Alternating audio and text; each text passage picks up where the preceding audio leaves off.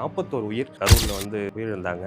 அதை பற்றி நீங்கள் என்ன நினைக்கிறீங்க? தனி மனித ஒழுக்கம் இல்லாத ஒரே காரணத்தினால தான் இன்னைக்கு இந்த 41 உயிர் போயிருக்குன்னு நினைக்கிறேன். அரசியல் பண்றதுக்கு எத்தனையோ விஷயங்கள் இருக்கு, எத்தனையோ ஊழல்கள் நடந்துகிட்டு இருக்கு. தாவேக்காவை நோண்டுவதே ஒரு வேலையா வச்சிட்டு இருக்காங்க இன்னைக்கு மற்ற கட்சி. ஒரு அச்சம் இருக்கு. திடீர்னு ஒரு கட்சி, ஒரு பெரிய தலைவர், ஒரு ஸ்டார்டம் உள்ள ஒரு லீடர் விஜய் அவர்கள் வந்திருக்காரு அப்படிங்கிறது நிறைய பேருக்கு அது அவங்களுக்குள்ள இருக்க ஒரு அச்சம், நம்ம கூடாரம் காலியாக போகுது அப்படிங்கும். தம்பி நினைச்ச சீமான் அவர்கள் எப்படி இரங்கல் தெரிவிக்கணும், எப்படி மக்கள்கிட்ட பேசணுங்கலாம் உடல் மொழி அளவில் சொல்லி தராரு. பர்சனல் அட்டாக்கோ அப்படின்னு தோணுதா? அது எப்படி சொல்றது, அது ரொம்ப காமெடியாகவும் இருக்கு, அவர் பண்றது ரொம்ப ஃபன்னியா இருக்கு. ஆனால் தளபதி விஜய் அவர்கள் அவரோட பேரை கூட ஒரு நாளும் உச்சரிச்சது கிடையாது. அவர் பேரை கூட உச்சரிக்கிற அளவுக்கு அவங்க இல்லைன்னு தான் நாங்கள் நினைக்கிறோம். ரசிகர் கூட்டமா இல்லை தொண்டர்கள் கூட்டமா? ரசிகர் கூட்டம் தான் தொண்டர் கூட்டம், தொண்டர் கூட்டம் தான் ரசிகர் கூட்டம். ரசிகரும் தொண்டரும் நீங்க வேற வேறையா பாக்குறீங்க. ரசிகர் தான் தொண்டர் இல்லை. எந்த தொண்டரும் டிரான்ஸ்ஃபார்மர்ல ஏறி இது பண்ண மாட்டாங்க. அறிவில்லாதவங்க தான் உட்காந்து இது ஏன் வரல, அவர் போயிட்டாரு, காணா போயிட்டாரு, ஓடி போயிட்டாரு, இங்க போயிட்டாரு, அங்க போயிட்டாருன்னு சொல்றவங்களுக்கு வேற ஒன்றும் இல்லை.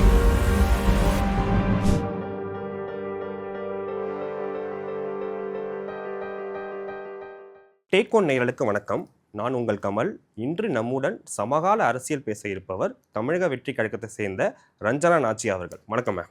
வணக்கம் மேம். கிட்டத்தட்ட ஒரு வருடத்திற்கு முன்புன்னு நினைக்கிறேன். அதாவது படிக்கட்டில் சில மாணவர்கள் தொங்கிட்டு வந்திருந்தாங்க. அப்போ நீங்கள் உடனே மாணவர்கள் அடித்து கண்டக்டர்கிட்ட கொஞ்சம் பேசி நீங்கள் நல்ல எண்ணத்தோடு தான் பண்ணீங்க. பட் அந்த முறை விமர்சனம் செய்திருந்தாலும், ஆனால் மேடம் நல்ல எண்ணத்துக்காக தான் பண்ணுறாங்க, பல தரப்பட்ட மக்களோட பாராட்டுகள் தான் வந்தது. அது ஒரு உயிர் மேடம். இங்கே கிட்டத்தட்ட 41 உயிர் கரூரில் உயிரிழந்தாங்க. அதை பற்றி நீங்கள் என்ன நினைக்கிறீங்கம்மா? நிச்சயமாக 41 உயிர் போனது, அந்த வருத்தம் எல்லாருக்கும் இருக்குது. அந்த வருத்தத்தை விட கோபமும் எனக்கு இன்னும் அதிகமாகவே இருக்குதுன்னு சொல்லலாம். ஏன்னா கோபம் ஒருத்தர் மேலே, தனி நபர் மேலே, இவங்க மேலே, அவங்க மேலே, அரசாங்கம் மேலே, அப்படி பிரித்து ஒவ்வொருத்தர் மேலேயா சொல்கிறத விட தனி மனித ஒழுக்கம் இல்லாத ஒரே காரணத்தினால தான் இன்றைக்கி இந்த 41 உயிர் போயிருக்குன்னு நான் நினைக்கிறேன். ஏன்னா இது நம்ம ஒவ்வொருத்தருக்கும் இருக்க வேண்டிய கட்டாயம். தனி மனித ஒழுக்கம்னு சொல்லிட்டீங்க, தொண்டர்கள்ட்ட சொல்கிறீங்களா? இல்லை, தொண்டர்கள்னு இல்லைங்க, மக்கள்கிட்ட. தொண்டர்களும் மக்களில் ஒருத்தர் தான். கட்சியை சேர்ந்த ஒவ்வொருத்தரும் சரி, அந்த மக்கள் ஒவ்வொருத்தருமே, தொண்டர் ஒவ்வொருத்தரும் மக்களை தான் சேர்ந்து வராங்க. நம்ம எல்லாருக்கும் அந்த ரெஸ்பான்சிபிலிட்டி உண்டு. இப்போது இந்த கட்சிக்கு வர்றோம், ஒரு இடத்துக்கு போகிறோம், கூட்டம் இருக்குது. நான் இந்த பஸ் இஷ்யூவை தான் நான் திருப்பி உங்களுக்கு எக்ஸாம்பிள் சொல்ல வேண்டியது இருக்குது. கூட்டம் இருக்குது, அதில் தொங்கிட்டு போக வேண்டிய நிலமை வருதுன்னு சொன்னால் நம்ம சுய ஒழுக்கம், சுய அறிவு இதை பயன்படுத்தினா தான் ஓகே, இதுக்கு மேலே நம்ம ஏறக்கூடாது, ஏன்னா அது நமக்கு ஆபத்து அப்படின்ற சிந்தனை ஒரு மனிதனுக்கு இருக்கணும். ஏன்னா நம்மளை சேர்ந்த நம்ம குடும்பம் இருக்கும். நம்ம நம்ம நம்ம குடும்பத்துக்கு நம்ம ஒரு பெரிய பொக்கிஷம். நம்ம ஒவ்வொரு உயிரும் நம்ம குடும்பத்துக்கு ஒரு பெரிய பொக்கிஷம் இல்லையா? அப்படிங்கும்போது அதை உணர்ற இது உங்களை சுற்றி இருக்கவங்களுக்கும், பஸ் ஓட்டுறவங்களுக்கும், கூட்டத்தை நடத்துகிறவங்களுக்கும், அரசாங்கத்துக்கும் இருக்கும் அப்படின்னு நினைக்கிறது முட்டாள்தனம். நமக்கு இருக்கணும், அது நமக்கு இருக்கணும். இப்படி ஒரு கட்சி கூட்டம் நடக்குது, இல்லை ஏதோ ஒன்று, ஒரு சினிமா நடிகர் வராங்க, எந்த ஒரு விஷயம், ஒரு ஆஃபர் போட்டாங்க, திடீர்னு ஒரு நிவாரணம் கொடுக்குறாங்கன்னா அங்கேயும் போய் மோதுறாங்க. கோயிலா, கூட்டமாக, இன்னைக்கு ஒரு விசேஷமா, அங்கேயும் போய் இன்னைக்கு ஆந்திராவில் பார்த்தீங்கன்னா அங்கேயும் பார்த்தீங்கன்னா ஒரு இது என்ன ஒரு மாதிரியான ஒரு மனப்போக்கு இது அப்படின்றது எனக்கு புரியல. ஒரு இடத்துல ஒரு கடவுளை பார்க்கணுன்னா கூட ஒரு லிமிட் இருக்குங்க. கூட்டம் மோதுதுன்ற பட்சத்தில் வெளியேறணும். மூச்சு திணறல் ஏற்படும், இதுக்கு மேலே உள்ளே போகக்கூடாது, இங்கே ஏற்கனவே கூட்டம்னா சாமி எங்கே வேணாலும் சாமி நம்ம கூடயே இருக்குங்க, நம்ம மனசில் இருக்குங்க, நம்ம எண்ணத்தில் இருக்குது. சாமி மட்டும் இல்லை, நம்ம நினைக்கிற எல்லா விஷயமுமே இந்த பிரபஞ்சம் நம்மக்கிட்டே இருக்கும், நமக்குள்ளேயே இருக்கும். அது வேறு மாதிரியான டாபிக், அதுக்குள்ளே போக வேணான்னு நினைக்கிறேன். அதனால் இந்த மாதிரியான விஷயங்களுக்கு மக்கள் முதல்ல தன்னை சுய ஒழுக்கப்படுத்திக்கணுன்றது என்னோட வேண்டுகோளாக வச்சுக்கிறேன். அது இருந்தால் இன்றைக்கி இவ்வளோ நடந்திருக்காது. இன்றைக்கி நம்ம இழப்பீடு கொடுத்துடலாம், ஆறுதல் சொல்லிடலாம், இவங்க காரணம், அவங்க பாதி காரணம். It's shared responsibility. கண்டிப்பாக கட்சி நடத்தின தாவேக்காவினருக்கும் உண்டு, அரசாங்கத்துக்கும் உண்டு, காவல்துறைக்கும் உண்டு. இப்படி இந்த ரெஸ்பான்சிபிலிட்டி இத்தனை பேருக்கு இருந்தாலும் ஃபஸ்ட்டு ப்ரைமரி ரெஸ்பான்சிபிலிட்டி மக்களாகிய நமக்கு இருக்கணும். நம்ம உயிர் நமக்கு தான் ரெஸ்பான்சிபிளோடைய, அடுத்தவனுக்கு இருக்காது. அதை தெரிஞ்சு நடந்துக்கிட்டாலே இந்த மாதிரியான விஷயங்கள் நடக்காதுன்றது என்னோட பார்வை. கிட்டத்தட்ட அந்த இஷ்யூ நடந்ததுக்கப்புறம் 30 நாள் மேடம் கட்சியினர் வந்து டிஜிட்டல் மீடியாவில் பேசுறது கம்மி பண்ணிட்டாங்க, சேட்டலைட் மீடியாவில் பேசுறது கம்மி பண்ணிட்டாங்க. ஏன் இந்த அமைதி? இந்த அமைதி வந்து விஜய் விமர்சிக்கக்கூடியவங்களுக்கு ஒரு பெரிய வரமா அமையாதா? இது வரமா அமைஞ்சிருக்குது பார்க்குறீங்களா இந்த 30 நாள் அமைதிக்கு பிறகு? ஆமாம் மேடம். 30 நாளுமே வந்து விஜய் விமர்சிக்கக்கூடியவங்களுக்கு இன்னும் பாயிண்ட்ஸ் அதிகமாக கிடைச்ச மாதிரி இருக்குல்ல. பாயிண்ட்ஸ் என்ன களத்துக்கு இன்னும் வரலையே, களத்துக்கு இன்னும் வரலையே. களத்துக்கு வரலன்னு அவங்க தான் பேசுகிறாங்களோ ஒழிய, பாதிக்கப்பட்ட மக்களுக்கு ஆறுதல் தெரிவிச்சாச்சு. அவங்க அவங்க தே ஹவ் மூவ்ட் ஆன். புரியுதுங்களா? அவர் போகலைனாலும் அந்த சூழ்நிலையை அந்த அந்த புரிஞ்சுக்கிற புரிதல் வந்து பாதிக்கப்பட்ட மக்களுக்கு இருக்கு, தலைவருக்கு இருக்கு. தலைவரோட இந்த இக்கட்டான சூழ்நிலையை வந்து தளபதி முக்கியம். அவர்னால இது ஏற்படலை. அவரும் இங்கே மீண்டும் வர்றதுக்கான ஏற்பாடுகளையும் செஞ்சு கொடுக்கறதுக்கு தயக்கம் இருக்குது. அப்படின்ற பட்சத்தில் தலைவரோட வேண்டுகோளுக்கு இணங்க அவங்க அதை பெரிய ஒரு தவறுதலாக எடுத்துக்கிறல. இது தமிழக அரசியலில் முதல் முறை, இந்திய வரலாற்றில் முதல் முறை இது மாதிரி கூப்பிட்டு வச்சு இரங்கல் சொல்கிறது. ஆமாம், முதல் முறை. அதுக்கு காரணம் யார்? முதல் முறைன்னா வேற ஆப்ஷன் இல்லையே. நீங்கள் ஆப்ஷன் வந்து போகணும்னு நாங்கள் நினைக்கிறோம். மக்களோட மக்களாக அவங்க கூட போய் இருந்து அவங்க வீட்டில் அங்கே ஒரு வீடு அப்படின்னு சொன்னால் போயிட்டு வந்துடுறது பெரிய விஷயம் கிடையாதுங்க. ஒரு வீட்டில் பார்த்துட்டு இருக்காருங்கும்போது அடுத்து 1 மணி நேரத்தில் அந்த வீட்டுக்கு வருவார் அப்படின்னு தெரிஞ்சாலே அங்கே ஒரு கூட்டம் வரும். புரியுதுங்களா? அவர் வந்து பழைய கேசஸ்லாம் பார்த்தீங்கன்னு சொன்னால் ராத்திரி இரவோடு இரவாக போய் ஒரு வீட்டில் துக்கம் கேட்டுட்டு வந்ததெல்லாம் நம்ம பார்த்துருக்கோம். புரியுதுங்களா? அவர் வந்து அந்த மாதிரி போனது அவரோட ஹிஸ்ட்ரியில் இல்லை அப்படின்னா நீங்கள் அதை ஒரு குற்றச்சாட்டாக வைக்கலாம். அவர் அப்படி போகக்கூடியவர். எல்லா போராட்டங்கள்லேயும் மாஸ்க் போட்டுட்டு அவருனே தெரியாத மாதிரி அவர் கூட இருந்து அந்த போராட்டத்தில் கலந்துக்கிறதெல்லாம் நம்ம பார்த்துருக்கோம். அதுதான் தளபதி. அப்படிங்கும்போது இந்த ஒரு விஷயம் மட்டும் ஏன் இப்படி பண்ணினாருன்றத யோசிக்கணும். அது யோசிக்கிற அறிவில்லாதவங்க தான் வந்து உட்காந்து ஆலோசனையும் அதுக்கான டிபேட்டும் போட்டுட்டு இது ஏன் வரல, அவர் போயிட்டாரு, காணா போயிட்டாரு, ஓடி போயிட்டாரு, இங்கே போயிட்டாரு, அங்கே போயிட்டாருன்னு சொல்கிறவங்களுக்கு வேற ஒன்றும் இல்லை பேசுறதுக்கு. இல்லை மேடம், இது முதல் தடவை எந்த பரவாயில்ல மேடம். நீங்கள் வந்து தூத்துக்குடியில் ஒரு தடவை வந்து பார்த்தீங்கன்னா வெள்ள நிவாரணத்துக்கும் பணிகள் தான் கூட்டு வச்சு பேசினார். அஜித்குமார் லாக்அப் டெத்துக்கு அப்புறம் கிட்டத்தட்ட 21 குடும்பங்கள் லாக்அப் டெத்துக்கு மரணங்களையும் சார்ந்தவர்களையும் கூட்டு வச்சு தான் பேசினார். ஏன்னா இது வந்து அடிக்கடி நிகழ்ந்துட்டு இருக்குல்ல மேடம். இதுக்கு முன்னாடி யாரை கூப்பிட்டாருதில்ல அப்படி சொன்னோம்? ஆறுதல் சொல்லலை மேடம். பட் ஆனால் பனையூருக்கே வர வைக்கிற ஒரு கலாச்சாரம். பனையூருக்கு பனையூருக்கு வர வச்சு ஆறுதல் சொன்னது இது முதல் முறை. அதுக்கு முன்னாடி எல்லாம் வந்து அவங்களுக்கு நிவாரணம் கொடுக்கறதாகட்டும் அந்த மாதிரி விஷயங்கள்லாம் சொல்கிறீங்க. அவங்களாம் பனையூர் வந்து அது வந்து ஒரு பேசு பொருளாக வேண்டிய அவசியமே இல்லைங்க. அது அவங்களுக்கு அவங்களும் அதை விரும்புகிறாங்க. வந்து தலைவரோட டைம், ஏன்னா அங்கே போனால் கூட்ட நெரிசல், அதில் நிறைய பேருக்கு தப்பி போக வாய்ப்பு இருக்குது. அப்படிங்கும்போது ஒருத்தரை நம்ம வீட்டுக்கு கூப்பிட்றோம், நம்ம அலுவலகத்துக்கு கூப்பிட்றோம், அவங்கள நம்ம மதித்து தான் கூப்பிட்றோம். எந்த தலைவரும் செய்யாத ஒரு செயல். புரியுதுங்களா? இப்போது ரொம்ப நேரம் ஆகிடாது. இந்த பாதிக்கப்பட்டவங்களை போய் பார்த்து இந்தாங்க ஒரு கேண்டில் ஏற்றிட்டு சாமி கும்பிட்டுட்டு உங்களோட நாங்கள் இருக்கோம் அப்படின்னு சொல்லிட்டு வர்றது தளபதியால் முடியாதா? அவருக்கு தெரியாதா? முடியாதா இல்லை தெரியாதா? அவருக்கு தெரியும் மேடம். அதை தான் ஏன்னு கேட்குறோம். இல்லை, நான் கேட்குறேன், எல்லாராலையும் முடியும் அது. புரியுதுங்களா? பட் அந்த மொத்த குடும்பத்தையும் வாழ்நாள் முழுக்க தத்தெடுத்துக்கிறது எத்தனை பேரால் முடியும்? ஒரு லீடராக அந்த இடத்துல அவர் ப்ரூவ் பண்ணியிருக்காரா இல்லையா? ஒரு லீடரான்றதை விடுங்க, ஒரு நல்ல மனிதராக அவரை அந்த இடத்துல ப்ரூவ் பண்ணியிருக்காரா இல்லையா? அதுக்கு எந்த பேச்சு இருக்குது? அதை வாதாடுங்களேன். ஏன் அதை வாதாட மாட்டேறீங்க? 30 நாள் காணா போனீங்க, அது காணாமல் போகிறது இல்லைங்க. அதில் அந்த துக்கத்தில் பங்கெடுத்து அதில் அமைதி காத்திருக்கோம். அப்படிங்கும்போது அதையும் வரவேற்கணும். சிலர் வந்து என்ன நினைக்கிறாங்க, அடித்து போஸ்ட் ஒட்டி டமக்கான்னு காட்டினாதான் அது படம் நினைக்கிறாங்க. அது அப்படி கிடையாதுங்க. தளபதியை பொறுத்த வரைக்கும் விஜய் அவர்கள் ஒவ்வொரு மனசுலையும் உள்ளே இருக்கார். ஏற்கனவே போய் அவங்க மனசை ரீச் பண்ணவர் தான் விஜய். அப்படிங்கும்போது அவருக்கு இது புதுசு இல்லை. அவரோட அணுகுமுறை வந்து ஒவ்வொரு குழந்தையும் போய் ஈஸியாக ரீச் பண்ணக்கூடிய ஒரு விஷயமா இருக்குது. இன்றைக்கி பள்ளிக்கூடங்கள்லேருந்து கல்லூரிகள்லேருந்து எல்லா இடத்துலையும் ஒரு கட்சியோட பாட்டை கூட வைபாக்கிட்டு இருக்காங்க. புரியுதுங்களா? இது ஒரு பேசு பொருளாக வேண்டிய அவசியமே கிடையாது. அரசியல் பண்ணுறதுக்கு எத்தனையோ விஷயங்கள் இருக்குது, எத்தனையோ ஊழல்கள் நடந்துக்கிட்டு இருக்குது. அப்படியெல்லாம் இருக்கும்போது விவசாயிகள் பிரச்சனை அத்தனை இருக்குது. இப்படியெல்லாம் இருக்கிறத விட்டுட்டு தாவேக்காவை நோண்டுவதே ஒரு வேலையாக வச்சுட்டு இருக்காங்க இன்றைக்கி மற்ற கட்சியினர். ஏன்னா அவங்களுக்கு வந்து ஒரு அச்சம் இருக்குது. திடீர்னு ஒரு கட்சி, ஒரு பெரிய தலைவர், ஒரு ஸ்டார்டம் உள்ள ஒரு லீடர் விஜய் அவர்கள் வந்திருக்காரு அப்படிங்கிறது வந்து நிறைய பேருக்கு அது வந்து அவங்களுக்குள்ள இருக்க ஒரு அச்சம். நம்ம கூடாரம் காலியாக போகுது அப்படிங்கும்போது உள்ளுக்குள்ள ஒரு பயம் இருக்கும்ல. அப்போ கத்துவோம்ல, நீ இப்படி பண்ணிட்டு அப்படி சரி, நான் தெரியாமல் கேட்குறேன், ஒவ்வொரு கட்சிக்காரங்களும் ஏன் அரசியல் கற்றுக் கொடுக்குறீங்க எங்களுக்கு? அரசியல் தெரியல, தற்கூரின்னு சொல்கிறீங்க. அப்போ இவங்க தற்கூரி அப்படின்னு சொல்லிட்டு நீங்கள் அப்படியே நிராகரிச்சுட்டு போக வேண்டியதானே? நீங்கள் அங்கே போயிருக்கணும் இல்லையா, நீங்கள் அங்கே இருந்திருக்கணும் இல்லையா, நீங்கள் இதை செஞ்சுருக்கணும் இல்லையான்னா நீங்கள் சொல்லி கொடுக்குறதுலாம் என்னது? ப்ராப்பராக அரசியல் இப்படி தான் பண்ணணும், இதெல்லாம் நீங்கள் பண்ணாதான் நல்ல கட்சியாக வர முடியும், இதெல்லாம் நீங்கள் பண்ணாதான் ஆட்சியை பிடிக்க முடியும் அப்படின்ற மாதிரி இருந்தால் தானே அதை கற்றுக் கொடுக்கணும். நாங்கள் ஆட்சியை பிடிக்கிறதுலேயும் உங்களுக்கு விருப்பம் இல்லை, நாங்கள் அரசியல் கற்றுக்கிறதுலையும் உங்களுக்கு விருப்பம் இல்லை, அப்புறம் ஏன் அந்த மாதிரியான நல்ல விஷயங்களை எல்லாம் எங்களுக்கு கற்றுக் கொடுத்து எங்களை பெரிய ஆளாக்கணும்னு நினைக்கிறீங்க? உங்கள் கட்சியோட வளர்ச்சி, அந்தந்த கட்சியோட வளர்ச்சியை அவங்க பார்த்தா போதும்னு நினைக்கிறேன். இது ரொம்ப அநாகரிகமான ஒரு விஷயம் மாற்று கட்சியினருக்கு போய் சொல்லிக் கொடுக்குறது. இப்போ நம்ம வந்து இன்னொரு கட்சியை போயிட்டு நீங்கள் 2 பேர் இப்படி சண்டை போட்டுக்க கூடாது, நீங்கள் இப்படி ஒத்துமையாக போகணும், அவங்களுக்குள்ளே இருக்க சண்டையை பார்த்தீங்களா, இதை இவர் பேசியிருக்கலாம் இல்லையா, இவங்கள ஏன் இவங்க வந்து சேர்த்து வைக்கல, இவங்க ஏன் இந்த பதவியை விட்டு தூக்குனாங்க, இதெல்லாம் பேசுறது வந்து அவசியம் இல்லாத ஒரு விஷயம். மாற்று கட்சியில் இருக்கிற விஷயங்களை பேசுறது அவசியம் இல்லாத ஒரு விஷயம்னு நினைக்கிறேன். ஏன்னா அரசியல் படுத்துறதுக்கு நிறைய விஷயங்கள் இருக்குது. இல்லை மேடம், இப்போ நடிகராக இருக்கிறப்பே விஜய் அவர்கள் நிறைய விமர்சனம் செஞ்சார். அரசியல் கட்சி ஆரம்பிச்ச பிறகு பொதுவெளி விமர்சனம் வரதானே மேடம் செய்யும். அதை நம்ம வரதான் செய்யும். அதை சமாளிச்சு நாங்கள் தான் பெருசாக வி இக்னோர். எங்களை பொறுத்த வரைக்கும் நாங்கள் இதெல்லாம் காதிலேயே வாங்கிக்கல. இக்னோர் நெகட்டிவிட்டிங்கிறீங்க. Ignore negativity. எங்களை சுற்றி நிறைய பாசிட்டிவ் வைப்ஸ் இருக்குது, மக்கள் எங்கள் கூட இருக்கிறத நாங்கள் உணர்கிறோம், இந்த பிரபஞ்சமே எங்களுக்கு உதவி பண்ணிக்கிட்டு இருக்கு, புரியுதுங்களா? அதனால் எங்களை சுற்றி எல்லாமே பாசிட்டிவாக நடக்கும்போது நாங்கள் இதெல்லாம் காதுலேயே வாங்கலை. எங்கள் வேலையை நாங்கள் சிறப்பாக செய்கிறோம். இன்றைக்கி இந்த அடுத்தடுத்த அணிகள் எல்லாம் நியமிச்சுக்கிட்டு வரோம்.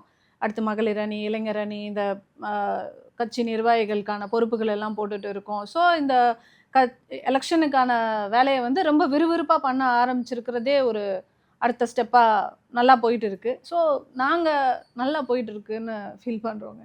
பல விமர்சனங்கள் நிறைய பேர் வைக்கிறாங்கன்னு சொல்கிறாங்க. முக்கியமாக இது வரைக்கும் தம்பின்னு அழைச்ச சீமான் அவர்கள், அதுவும் தமிழக வெற்றி கழகத்தில் கட்சி ஆரம்பித்து கொள்கை அறிவித்த நாள்லேருந்து விமர்சனம் செய்து வரார், இன்று வரைக்கும் செய்து வரார். எப்படி இரங்கல் தெரிவிக்கணும், எப்படி மக்கள்கிட்ட பேசணுங்கலாம் உடல் மொழி அளவில் சொல்லித்தராரு. அதை நீங்கள் எப்படி பார்க்குறீங்க? அது ரொம்ப பர்சனல் அட்டாக்கோ அப்படின்னு தோணுதா?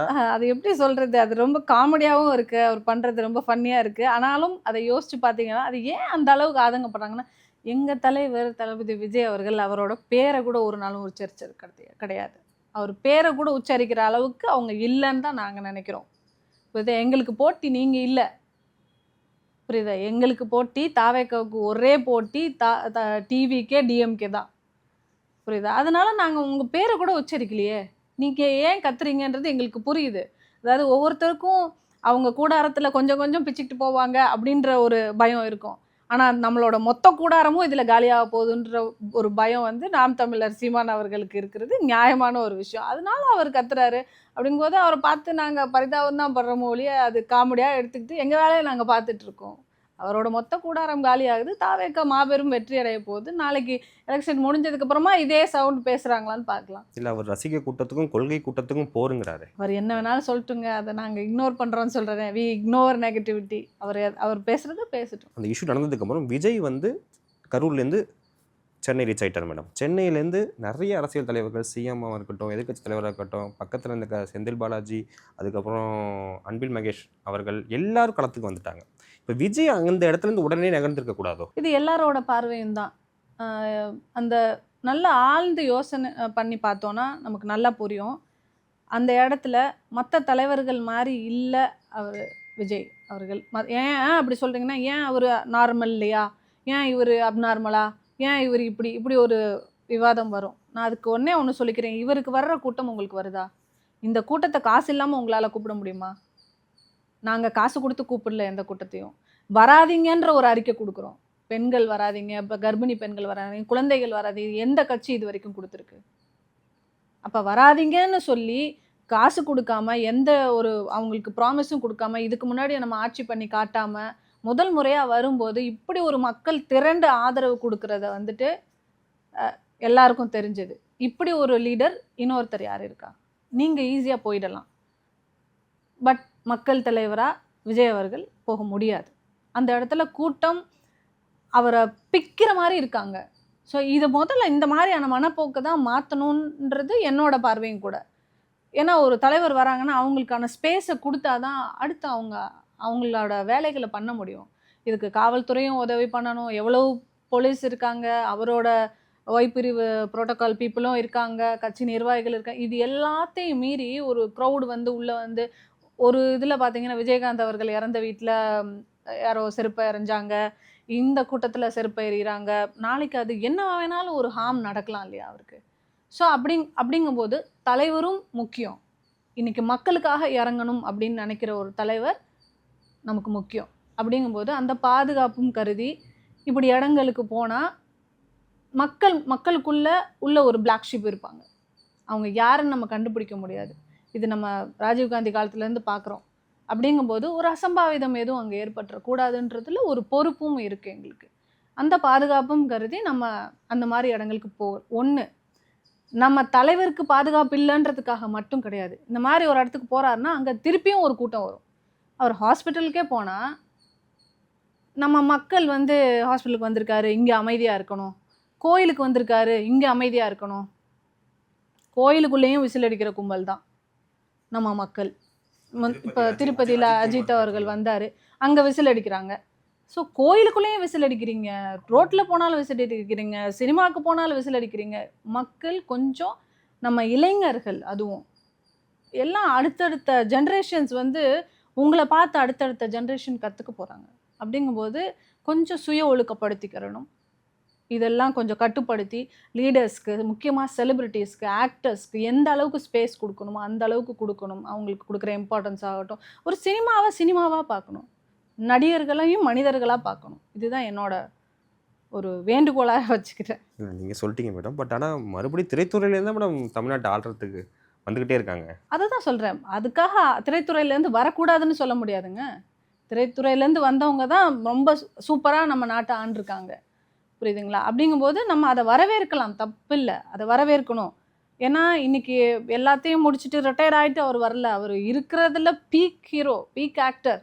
நம்ம தமிழ் சினிமாவோட இண்டஸ்ட்ரியோட பட்ஜெட், இந்த பட்ஜெட்டில் தான் இந்த படங்கள் இருக்கும், தமிழ் சினிமாக்கள் இருக்கும் அப்படின்றதெல்லாம் மாற்றிய ஒரு மாபெரும் ஹீரோ. அவர் வந்து அந்த உச்சத்தில் இருந்து வராரு. அப்படிங்கும்போது மக்கள்கிட்ட கண்டிப்பாக அந்த ஒரு பிரியமும் இருக்கும், ஒரு எழுச்சியும் இருக்குது. மாற்றம் வேணும்னு நினைக்கிறாங்க தமிழ்நாட்டு மக்கள். அப்போ அந்த மாதிரியான டைமில் இன்னைக்கு விஜய் அவர்கள் வர்றது ஒரு வரவேற்கத்தக்க விஷயம்தான். அஜித்குமாரை பற்றி சொன்னீங்க மேடம். அவர் சமீபத்தில் கொடுத்த ஒரு நேர்காணலில் வந்து இந்த கரூர் இஷ்யூ வந்து தனிநபரோட பொறுப்பு மட்டும் இல்லை, ஒட்டுமொத்த சமூகத்தின் தோல்வி. அதாவது அதுக்கப்புறமும் இன்னொரு கருத்தும் சொல்கிறாரு. அதாவது கூட்டம் காட்டுவங்கிறத ஒரு மனநிலை வந்து இங்கே எல்லார்ட்டையும் இருக்குது. இதில் வந்து விஜய் வந்து விமர்சிக்கிறாரா மேடம், இல்லை ஆதரவு அளிக்கிறாரா? அது அவர் தான் கேட்கணும். பட் நான் அவரோட பார்வையில் அவர் சொன்னதையும் நான் ஏற்றுக்கிறேன். ஏன்னா வந்து அவர் சொன்னதும் நல்ல விஷயந்தான். ஏன்னா யாருமே கூட்டம் காட்டணுன்றது அவசியமே இல்லை. கூட்டத்தை பார்த்தா இங்கே கூட்டம் பார்த்தீங்களா, இங்கே கூட்டம் எப்படி இருக்குது, கூட்டத்தை வச்செல்லாம் வந்து அரசியல் தலைவர்களோட இதை வந்து நிர்ணயிக்கவே முடியாது. அவங்களோட விக்ட்ரி வந்து கூட்டத்தை வச்சு கிடையாது. எந்த தலைவர் ஆகட்டும். இப்போ சில இடங்களில் நாங்கள் எலெக்ஷனில் பார்த்தது வரைக்கும் சொல்கிறேன், கூட்டமே தெரியல, அங்கே அவங்க பிரச்சாரம் பண்ண மாதிரியே தெரியல, ஆனால் ஜெயிச்சுட்டு போயிட்டாங்க. புரியுதுங்களா? எலெக்ஷனை பொறுத்த வரைக்கும் கூட்டம் காட்டி மட்டும் அரசியல் காட்டுறது கிடையாது. ஆனால் கூட்டம் காட்டுறதும் ஒரு அரசியல் அப்படின்ற விஷயமெல்லாம் நம்ம தமிழ்நாட்டில் மாறணும். நிறைய கட்சிகளில் நான் பார்த்துருக்கேன், பணம் கொடுத்து தான் கூட்டிகிட்டு வருவாங்க, வேறு ஊர்கள்லேருந்து கூட்டிகிட்டு வருவாங்க, வண்டி போட்டு கூட்டிகிட்டு வருவாங்க, சாப்பாடு கொடுத்து கூட்டிகிட்டு வருவாங்க. அவங்களுக்கு எந்த கட்சிக்கு போகிறோன்னு கூட தெரியாது. இன்றைக்கி இந்த கூட்டத்துக்கு 200 300 சாப்பாடு தண்ணி கொடுப்பாங்க, வா போயிட்டு வருவோம் அப்படின்ற ஒரு மனப்போக்கில் வந்து கூட்டத்தில் கலந்துக்கிட்டவங்ககிட்டையும் நான் பேசியிருக்கேன். அப்படியெல்லாம் இல்லை இன்றைக்கி தாவேக்காக்கு வந்த கூட்டம். அது உண்மை. அது எனக்கும் உங்களுக்கும் இல்லை, அது மக்களாகிய எல்லாருக்கும் தெரியும். இந்த கூட்டம் எதுக்காகவும் வர்ற கூட்டம் இல்லை, ஒரே காரணம் தளபதி ஒருத்தருக்காக வர்ற கூட்டம். ரசிகர் கூட்டமா இல்லை தொண்டர்கள் கூட்டமா மேடம்? ரசிகர் கூட்டம் தான் தொண்டர் கூட்டம், தொண்டர் கூட்டம் தான் ரசிகர் கூட்டம். ரசிகரும் தொண்டரும் நீங்கள் வேறையாக பார்க்குறீங்க. ரசிகர் தான் தொண்டர் இல்லை. எந்த தொண்டரும் டிரான்ஸ்ஃபார்மில் ஏறி இது பண்ண மாட்டாங்க. அதை தாங்க சொல்கிறேன். எந்த மரத்தில் ஏறி குதிக்க மாட்டாங்க எந்த தலைவரையும் பார்க்க. இன்னும் அவங்க ரசிக மனநிலையே இருக்காங்களோன்னு தான் பொது வழியில் பேச இருக்கலாம். ஆனால் இதெல்லாம் தான் மாறணுன்றது தலைமையோட வேண்டுகோளும் கூட. நீங்கள் இன்னைக்கு வந்து இந்த இளைஞர்கள் வந்து ரசிகர்கள்னா கேவலம் நீங்கள் நினைக்காதீங்க. ரசிகர்கள்னா மரத்தில் ஏறலாம், தொண்டர்கள்னா மரத்தில் ஏறக்கூடாது.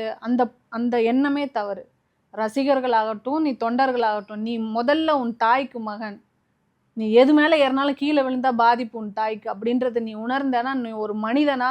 அந்த தலைவரெல்லாம் விட்டுரு, எந்த கட்சிக்கு போகிற, லீடருக்கு போகிற, விஜய்க்கு போகிற, அஜித்துக்கு போகிறலாம் இல்லை.